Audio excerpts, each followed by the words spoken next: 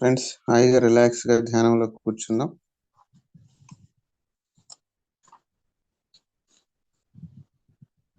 సహజంగా జరిగే అంటే ఎంతో సున్నితమైన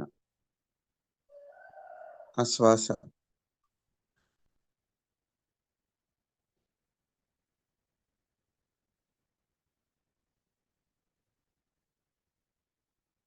న్యాచురల్గా స్మూత్గా ఉన్న శ్వాస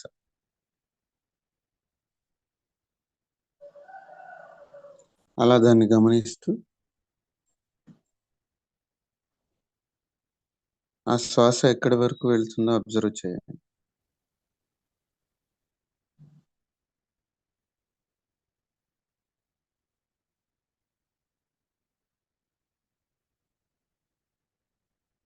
అలా మన శ్వాసను పొట్టలోనికి తీసుకొద్దాం. ఇప్పుడు ఒక లాంగ్ బ్రీత్ తీసుకుని మెల్లగా వదిలితే పొట్ట ఉబ్బాలి, ఛాతి కాదు, పొట్ట ఉబ్బాలి. గాలి తీసుకున్నప్పుడు పొట్ట ఉబ్బాలి, వదిలినప్పుడు పొట్ట లోపలికి వెళ్ళాలి. ఇది అసలు రైట్ వే. దీన్ని బెలూన్ బ్రీతింగ్ అంటారు. ఇది చిన్నపిల్లలు సహజంగా చేస్తారు. ఎదిగే కొద్దీ మనకు మారిపోతుంది. మనం పడుకున్నప్పుడో ఎప్పుడో తప్ప, లేకపోతే అలా జరగదన్నట్టు. కానీ ఇలా బెలూన్ బ్రీతింగ్ అంటే పొట్ట ఉబ్బటము తగ్గటం ఎవరైతే చేస్తారో వాళ్ళలో క్రియేటివ్నెస్ బాగా ఉంటుంది. ఇందాక చెప్పారు కదా మేడం, గట్ మైండ్ అని. అది త్వరగా యాక్టివేషన్లోకి వస్తుంది. మరొక లాంగ్ బ్రీత్, స్లోలీ రిలీజ్. అలా రిలాక్స్ అవుతూ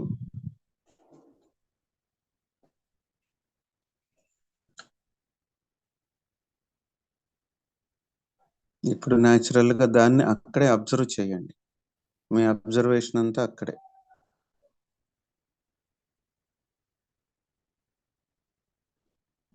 మీ ప్రేమ చైతన్యం అంతా పొట్టలో తిరుగుతున్నట్టు గమనించండి. దానికి సంబంధించిన జీర్ణాశయం, పెద్ద ప్రేగు, చిన్న ప్రేగు, లార్జ్ ఇంటెస్టైన్, స్మాల్ ఇంటెస్టైన్, అలాగే ప్యాంక్రియాస్, లివర్, వీటిల్లో అది తిరుగుతున్నట్లుగా మీ ఎనర్జీ అబ్జర్వ్ చేయండి.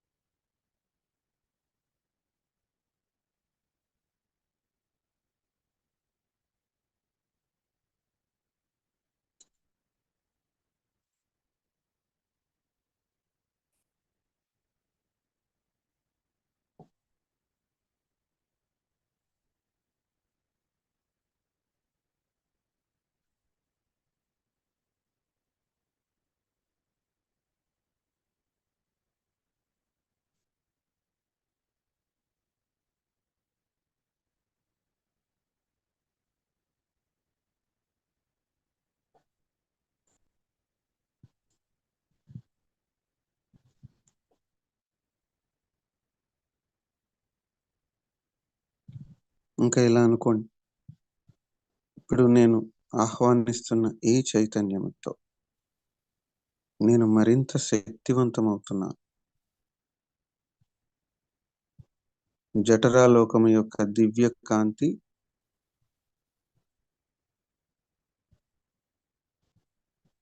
క్లోమలోకము యొక్క దివ్య కాంతి నా కాలేయములోకి అంటే లివర్లోకి, జఠరాలోకము యొక్క దివ్య కాంతి నా జీర్ణాశయంలోకి,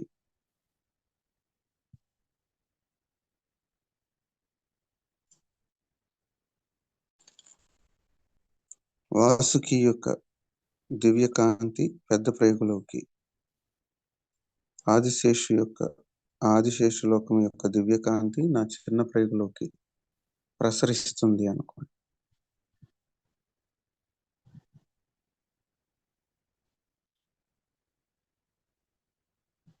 ఇప్పుడు మాస్టర్స్ని ఇన్వైట్ చేద్దాం. ముందుగా బ్రహ్మర్షి పితామహ పత్రిజీ వారి యొక్క చైతన్యాన్ని, అలాగే సదానంద యోగి గారి యొక్క చైతన్యాన్ని, అవతార్ బాబాజీ సినారి విశ్వేశ్వర స్వామి యొక్క చైతన్యాన్ని,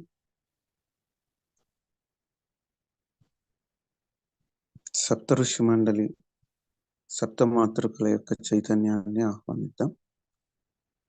వైష్ణానరుని యొక్క చైతన్యాన్ని, సూర్యుని యొక్క చైతన్యాన్ని ఆహ్వానిద్దాం.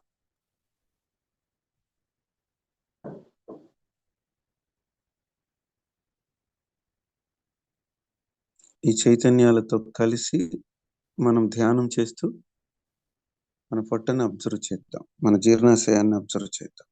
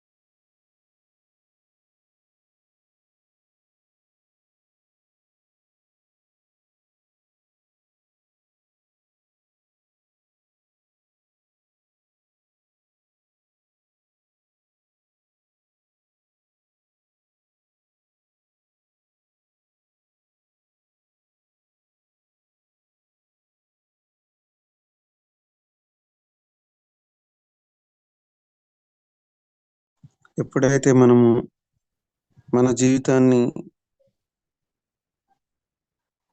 నేనే కాదనడం, విపరీతమైన భయం, తనను తాను నిరాశపరుచుకోవడం, వీటి వల్ల చిన్న ప్రేగులో సమస్యలు వస్తాయి.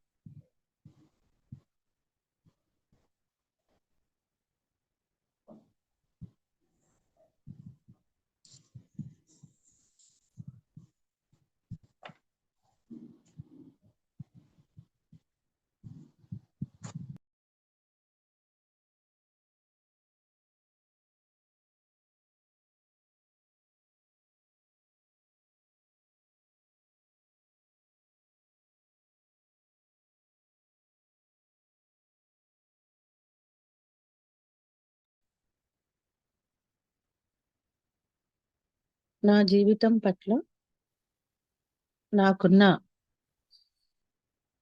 అపనమ్మకం, భయం, క్రోధం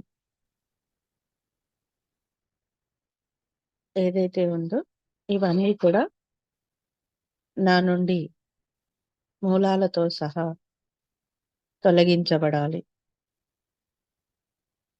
నా జీవితం పట్ల నాకున్న భయం, క్రోధం, అపనమ్మకం మూలాలతో సహా రిలీజ్ అయి అల్సియాన్ అగ్ని లోపలికి వెళ్ళి కాంతిగా మారిపోవాలి.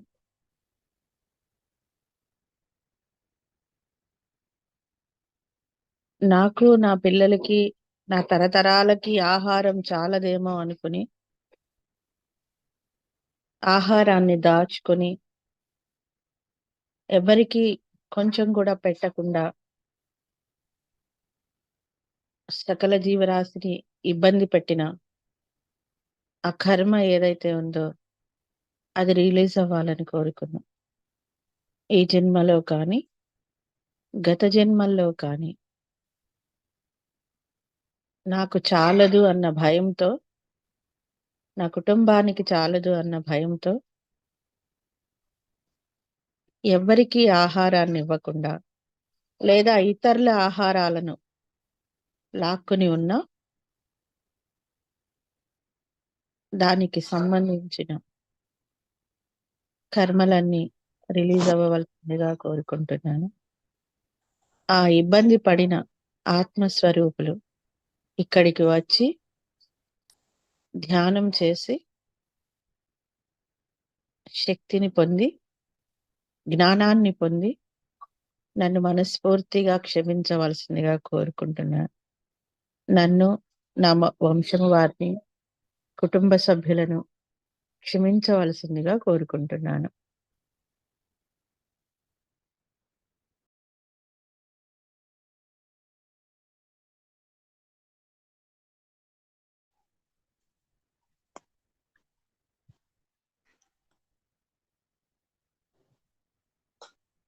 ఈ విశ్వమంతా సమృద్ధితో నిండి ఉన్నది. ఆ సమృద్ధి ప్రతి ఒక్కరికి అందుతుంది. అలా నాకు కూడా అందుతుంది. ఈ ఆహారం ఎప్పుడంటే అప్పుడు నాకు అందుతుంది అన్న భావనతో, ఈ భావన నాలో లయమై స్థితమవ్వాలి అనుకోండి.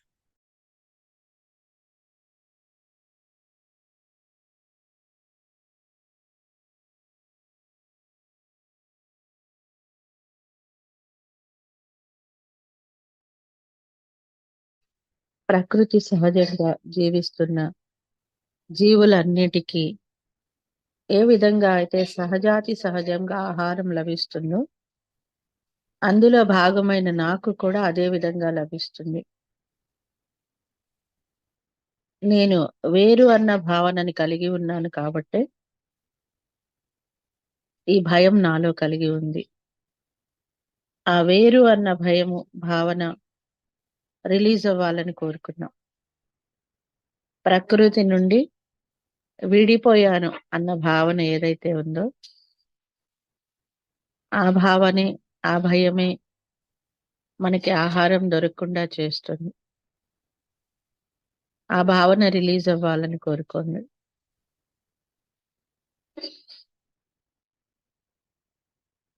ఏ జన్మలో అయినా ఆహారాన్ని నిరాకరించిన ఈ జన్మలో కానీ, గత జన్మల్లో కానీ ఆహారాన్ని అవమానించిన, వేస్ట్ చేసిన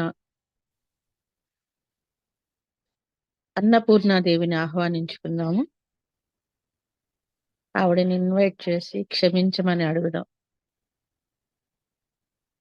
అలాగే ప్రకృతి బిడ్డలైన జంతువులను భక్షించినందుకు అన్నపూర్ణాదేవిని, ఈ భూమాతను క్షమించమని అడుగుతూ ఆ ఎనర్జీస్ అన్ని మన నుండి రిలీజ్ అవ్వాలని కోరుకుందాం.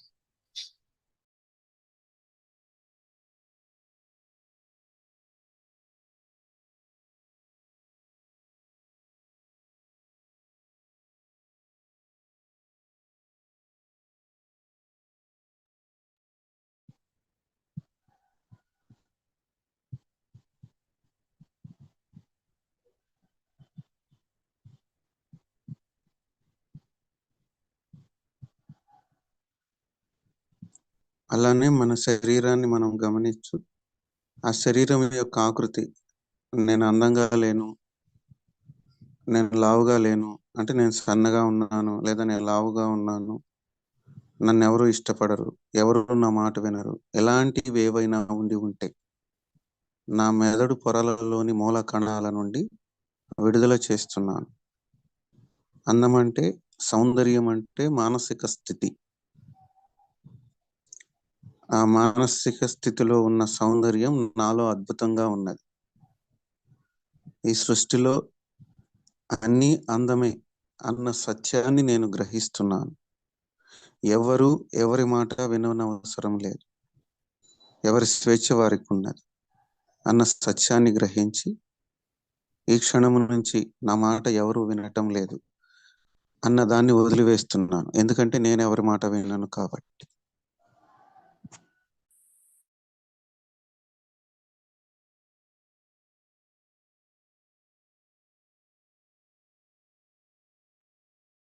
పారదర్శక సత్యాలను అర్థం చేసుకొని ఆచరణలోకి తీసుకురావాలన్న జ్ఞానం నాలో ఏర్పడాలని కోరుకున్నాం.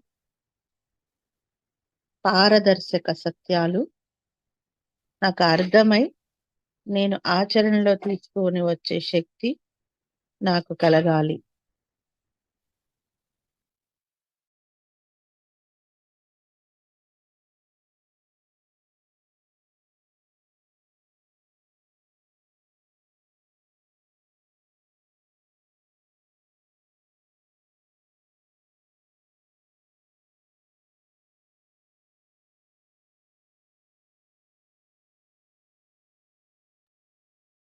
కొంతమందికి దుఃఖము హృదయంలోనే కాకుండా నాభిలో కూడా పేరుకుపోయి ఉంటుంది.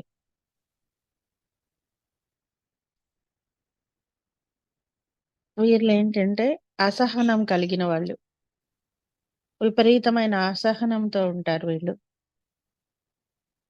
వీరు అనుకున్న విధంగా ఏది జరగట్లేదు అన్న భావన కలిగి ఉంటారు. వీరి దుఃఖం ఏంటి అంటే నాభిలో పేరుకుపోతుంది, ఈ ప్రేవుల్లో పేరుకుపోతుంది. వీరికి మోషన్ ఫ్రీ అవ్వదు, లేదా అతిసారం వస్తుంది. అంటే కంటిన్యూగా మోషన్ కి వెళ్లాల్సి వస్తూ ఉంటుంది. తిరంగాల్ని మోషన్ కి పరిగెడతా ఉంటారు వీళ్ళు. ఇలా ఏమన్నా ఉన్నట్లయితే నా నుండి రిలీజ్ అవ్వాలని కోరుకున్నాను.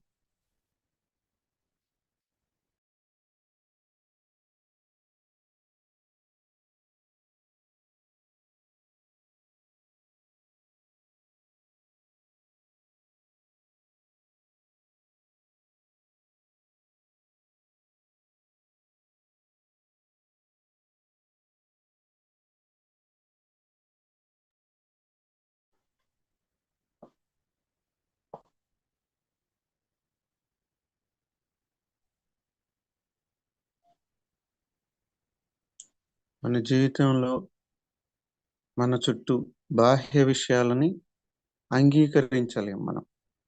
ఈ సమాజం అలాగా ఉన్నది, ఇలాగా ఉన్నది అంటే వాస్తవాలను జీర్ణించుకోలేం.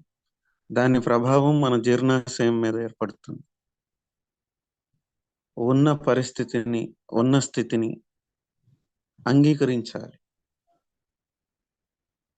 సర్వైవల్ ఎనర్జీ అంటే ఇదే.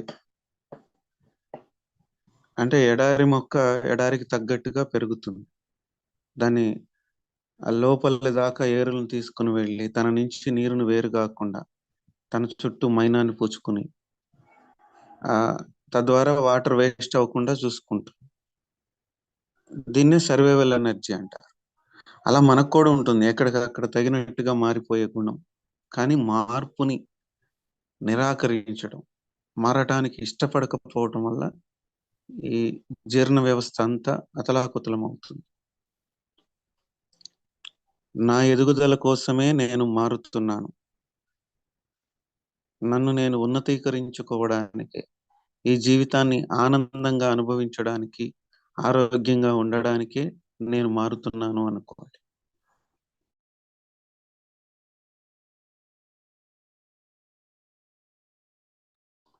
ఎప్పుడో జరిగిన అవమాన భారాన్ని ఇంకా నేను కనుక ఏదైనా విషయాల్లో మోస్తూ ఉంటే దానికి సంబంధించిన వ్యక్తులను హృదయపూర్వకంగా క్షమించి ఆ అవమాన భారాన్ని నా అన్ని శరీరాల్లోని మూల కణాల నుండి, DNA మూలము నుండి ఈ క్షణమే విడుదల చేస్తున్నాను అనుకో.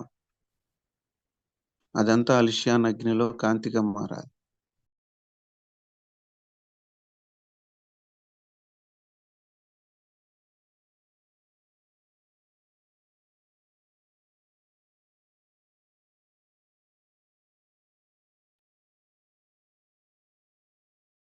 సంబంధ బాంధవ్యాలను కలుపుకొని వెళ్ళడం.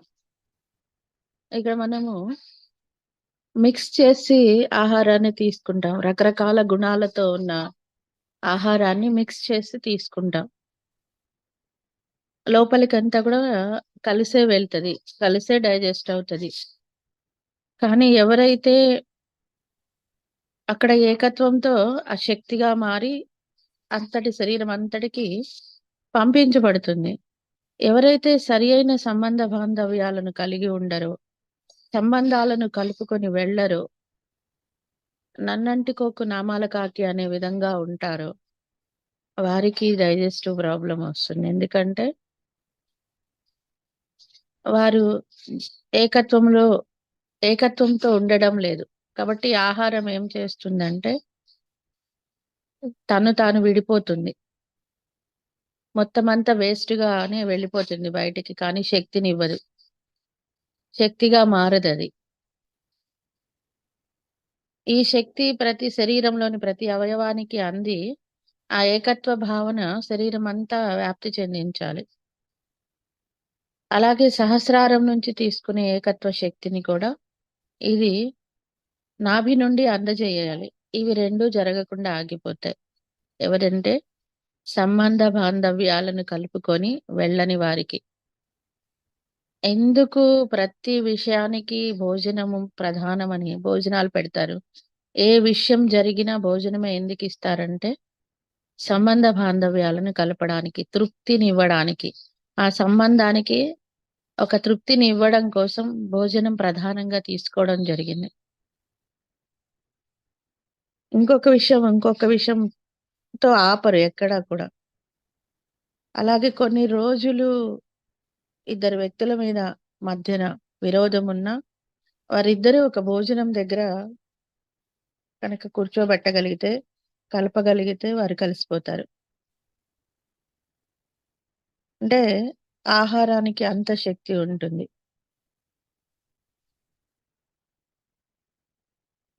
ఇలాంటి దాన్ని మనం మిస్ అవుతున్నాం. ఎందుకంటే బంధాలు కలుపుకోవడం మనకి చేత కావట్లేదు కాబట్టి, ఇక్కడ ఎనర్జీ కూడా మనకి సహకరించడం లేదు. ఆ లోపలికి వెళ్ళిన పదార్థాలు కూడా మనకి సహకరించట్లేదు. ఈ డివైడ్ పాలిసీ ఏదైతే ఉందో, అది నా నుండి రిలీజ్ అవ్వాలని కోరుకున్నా. నా డైజెస్టివ్ సిస్టమ్‌కి అడ్డుపడుతున్న నా గుణాలు కానీ, నా భావాలు కానీ, నా ఆలోచనలు కానీ ఏవున్నా సరే అవన్నీ మూలాలతో సహా రిలీజ్ అయ్యి అల్సియాన్ అగ్ని లోపలికి వెళ్లి కాంతిగా మారిపోవాలి.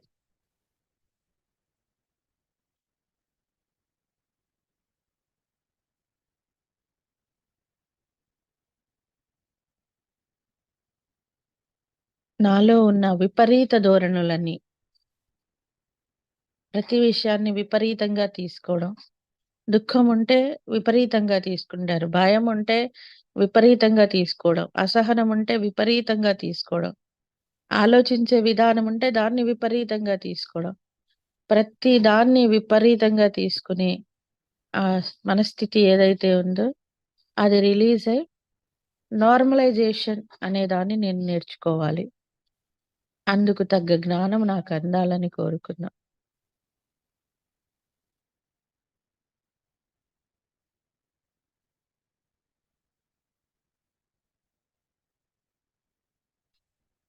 రమణ మహర్షిని, కావ్యకంఠ గణపతిని కూడా ఇన్వైట్ చేసుకున్నాం. అలాగే మహాగణపతిని కూడా ఇన్వైట్ చేద్దాం.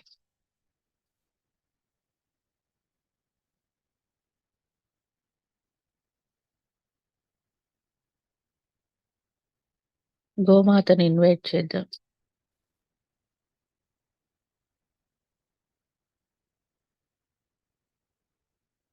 కామధేను శక్తిని, ఫల వృక్షాలలో ఉన్నతమైన వృక్షమైన కల్పవృక్షాన్ని, ఇవన్నీ మన నాభిలో ఉన్నాయి ఫ్రెండ్స్. కామధేనువు, కల్పవృక్షము.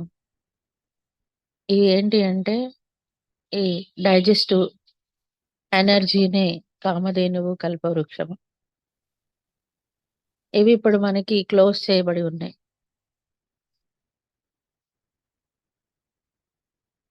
ఎవరైతే పరోపకారం ఇదం శరీరం అని ఉంటారో వారికి ఇవన్నీ డెవలప్ చేయబడతాయి.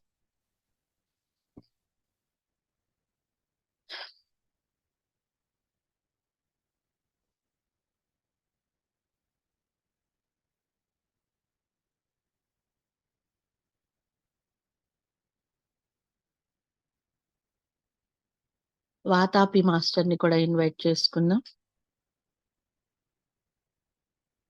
ఈయన ద్వారా వచ్చిన వాము, అలాగే సొంటి ఎనర్జీస్ ని, తమలపాకు ఎనర్జీని,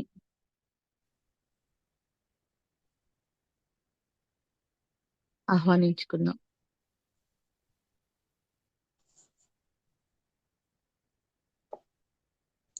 ఇలా అనుకోండి ఫ్రెండ్స్, సొంటి, వాము, తమలపాకు వీటి యొక్క ఔషధ గుణాలతో తయారైనటువంటి ఆస్ట్రల్ పిరమిడ్స్ జీర్ణాశయంలోని ప్రతి కణము పైన శాశ్వతంగా ఏర్పడాలి అనుకోండి.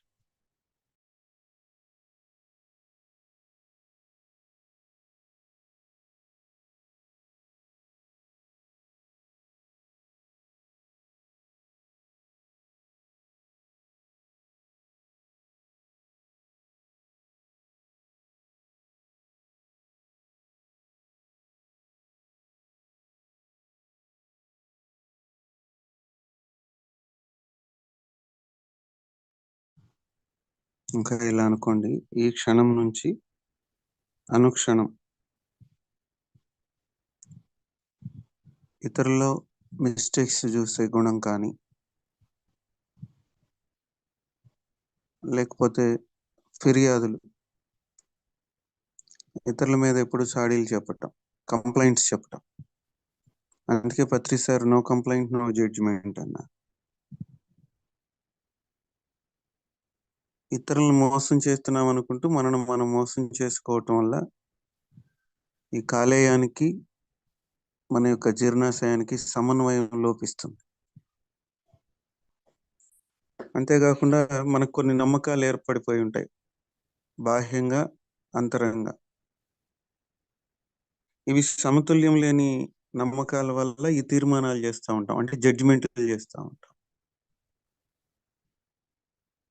అలాంటివి ఏమన్నా ఉంటే గమనించి అవసరం లేని వాటిని అవుట్డేటెడ్ వదిలేసేయాలి. అదే జీర్ణ వ్యవస్థ, వదిలేయటమే జీర్ణ వ్యవస్థ. సో అలాంటివి నాలో ఏమైనా ఉంటే ఈ క్షణమే విడుదల చేస్తున్నాను అనుకోండి.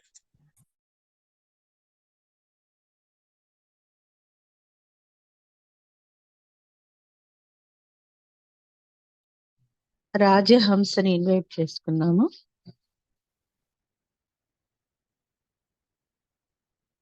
బుద్ధుని చైతన్యాన్ని, మంచిని మాత్రమే గ్రహించి అవసరం లేని దాన్ని విడగొట్టే చైతన్యం రాజహంసకి ఉంది.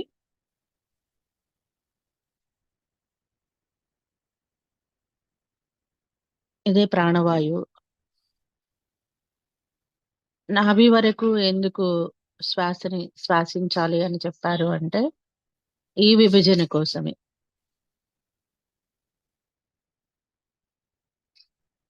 ఎప్పుడైతే ఈ విభజన చేయగలగాలి అంటే బుద్ధి సరిగా ఉండాలి, అంటే వాడు బుద్ధుడై ఉండాలి. గట్ మైండ్ బుద్ధిని పెంపొందించడానికి సహకరిస్తుంది.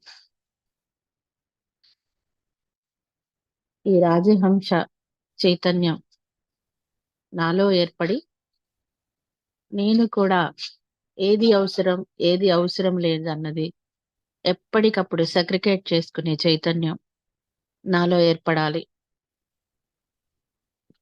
దాని ద్వారా నాకు అవసరం లేని వాటిని అన్నిటినీ నేను త్వజించగలిగే శక్తి నాకు కావాలి. ఎందుకంటే దాన్ని వదిలిపెట్టాలన్నా మనలో శక్తి ఉండాలి, ఆ మైండ్ ఉండాలి. అవి ఏర్పడాలని కోరుకుందాం.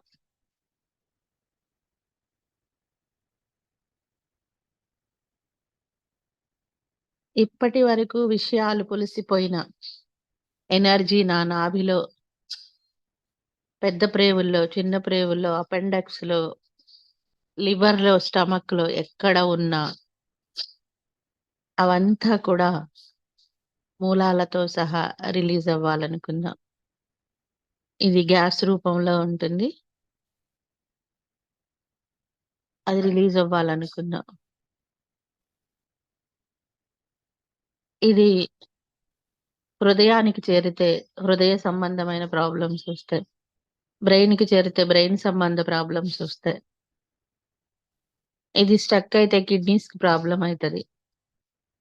అంటే ఈ వాయు సంచారం ఏదైతే ఉందో అది సరి అయిన దిశలో ప్రయాణించేలాగా నేను సూర్య భగవానుడిని ఆహ్వానిస్తున్నాను. వాయుపుత్రుడైన హనుమాన్ ఇన్వైట్ చేస్తున్నాను. సరి అయిన విధంగా నా డైజెస్టివ్ సిస్టమ్ పనిచేయడానికి వీరి సహాయాన్ని నేను కోరుకుంటున్నాను.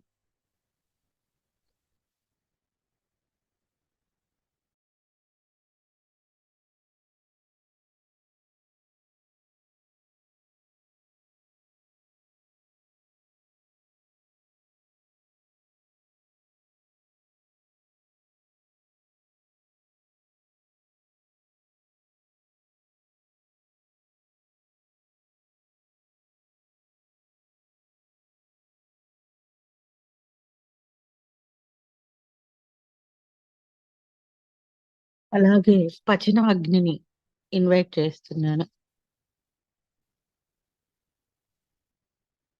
నాలోని అగ్ని మాంద్యము తొలగించబడడానికి నేను పచన అగ్నిని ఇన్వైట్ చేస్తున్నా. అగ్నిలో చాలా రకాలు ఉంటాయి.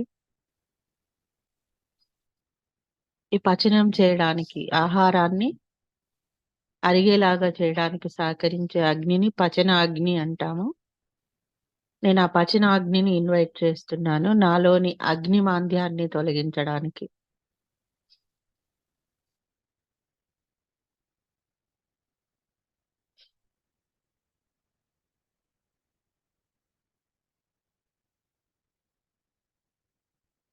పాండవ వనంలోని ఔషధ గుణాలనన్నిటినీ నేను నా డైజెస్టివ్ సిస్టంలోకి ఆహ్వానిస్తున్నాను.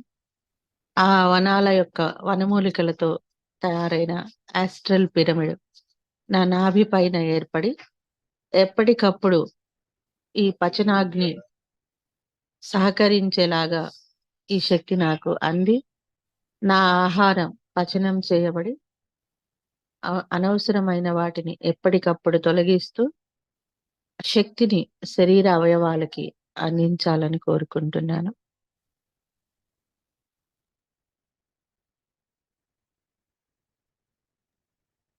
ఈ ప్రాసెస్ మరింత అద్భుతంగా జరగడానికి అగస్త్య మహర్షి యొక్క చైతన్యాన్ని ఇచ్చాను.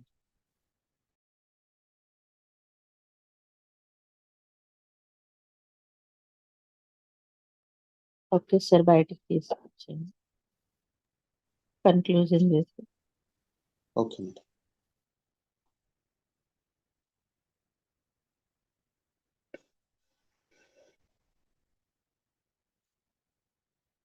ఫ్రెండ్స్, అవేర్గా ఉండి ఒకసారి జీర్ణ వ్యవస్థలో ఉన్న అవయవాలన్నిటిని అబ్జర్వ్ చేయండి.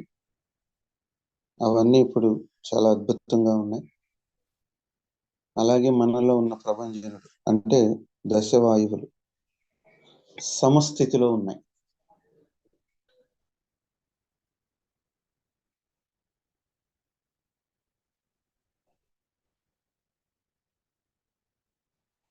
అందుకోసం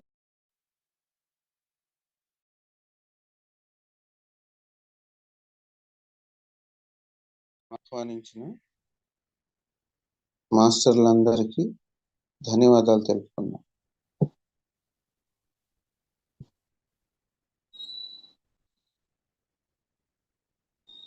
కంప్లీట్గా రిలాక్స్ అవ్వండి.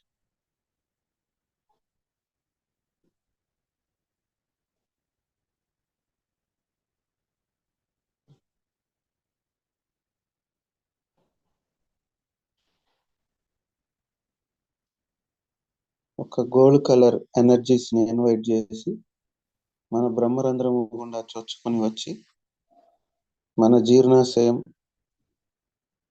పెద్ద ప్రేగు, చిన్న ప్రేగు, అలాగే కాలేయం, లివర్ వీటిల్లోకి నిండిపోవాలి. ఈ ప్రాసెస్ లయమై స్థితం అవ్వడానికి ఈ ఎనర్జీస్ ఉపయోగపడాలి అనుకో.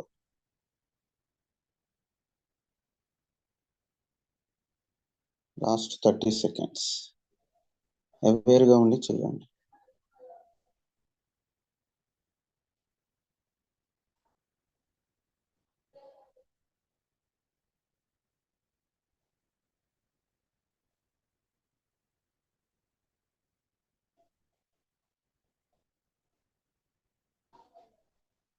టెన్, 9, 8 అందరికీ ధన్యవాదాలు తెలుపుకున్నాం.